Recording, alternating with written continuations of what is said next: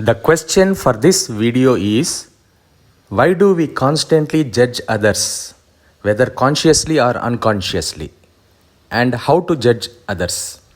Your perceptions, views, ideas, let us call these as filters of what is right or wrong, good, bad, evil, likes, dislikes, depends on many factors like the country you were born in that country to the state you are born in, the family you are born in, to the religion you are born in, tradition and cultural practices of where you are born in, political socio-economic conditions of the region you were born in, the family structure and the way you were brought up as a child, and most important is what gender you are. The above mentioned lenses are between you and the other person. You are viewing others through these invisible lenses. Your parents, your families, your society is constantly judging others. So as a child growing in the same environment, inevitably start judging others from your lenses. This is by default to everyone. Let us take three instances of communication. Who is right and who is wrong? First one, you and the other person are both wrong in a prolonged continuous argument. Second one, a right person would never defend to prove his point, instead would choose silence. If in a couple of minutes into the argument, you are silent with a smile on your face, but the other person is still arguing, it proves that you are right. Third instance would be a situation where you both are having a peaceful discussion and accepting each other's views. This would mean you both are right. Now choose your way of communication. Long ago, read a story about Buddha which changed course of perception and thinking. Two people were attending Buddha's sermons regularly. After few months, one of them came to him and said, "Whatever you are saying feels like shit to me, and you even look like shit to me." Buddha thanked him with a smile. The person left. The next day, the second person came to him and said, "Whatever you are saying is divinely to me, and you even look like a divine to me." Buddha thanked him with a smile. The person left. Noting his actions, the other disciples asked him, "Sir, why did you thank both of them when both of them perceived you completely differently?" Buddha with a smile replied, "A person perceives in others what they themselves are." This story struck like an arrow to me when I read. Buddha sees divinity in others, and thus he is divine. Not that he is divine, so he sees divinity in others.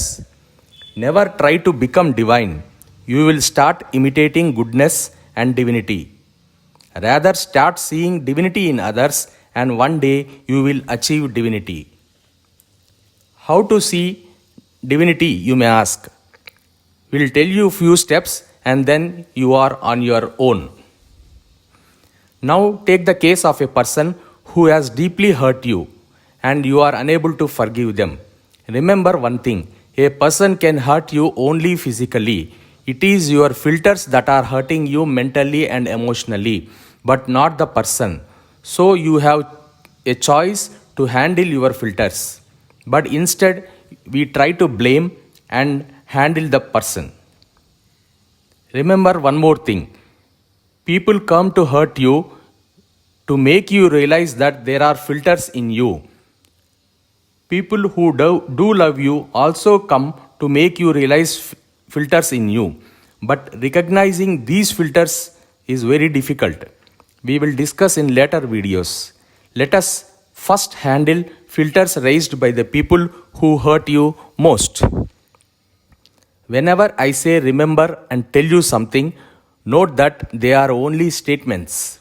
When you realize them, they are facts. Now, let us come to the steps of practicing. In your entire life, you always argue to yourself in such a way that you always seem to be right. Now let us see the profession of a lawyer, what he or she does. If two parties Say X and Y are in an argument and went to the court for justice. Then the lawyer for X will try to collect points, instances, evidences, and arguments in favor of his client X and proves his best before the judge that his client X is right and Y is wrong. Suppose in the first place Y has come to him in place of X. What he will do? He will do the same thing and proves his best to prove that Y is right and X is wrong in front of the judge. How could he do this? Because he is not having any emotional connection with X or Y, only professional. Now take the case of the person who you feel have hurt you most. Say here your name is X. Your ego will always defend X and puts forward arguments in such a way that X is right here.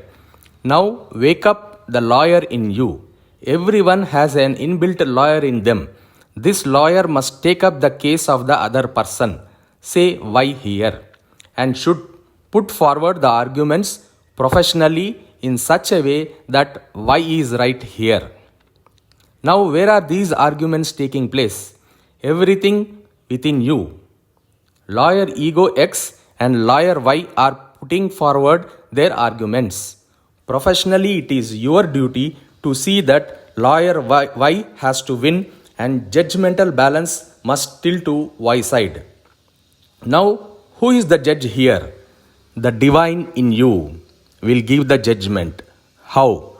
You will experience such a peace within you which you have never experienced before. This is the experience of divinity. At first, it is very difficult to understand and do. But once you win one case and experience the divinity in you, you will do it for all the other cases, if any.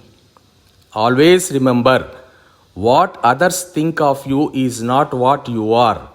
What you think of others is what you are. See you in the next video.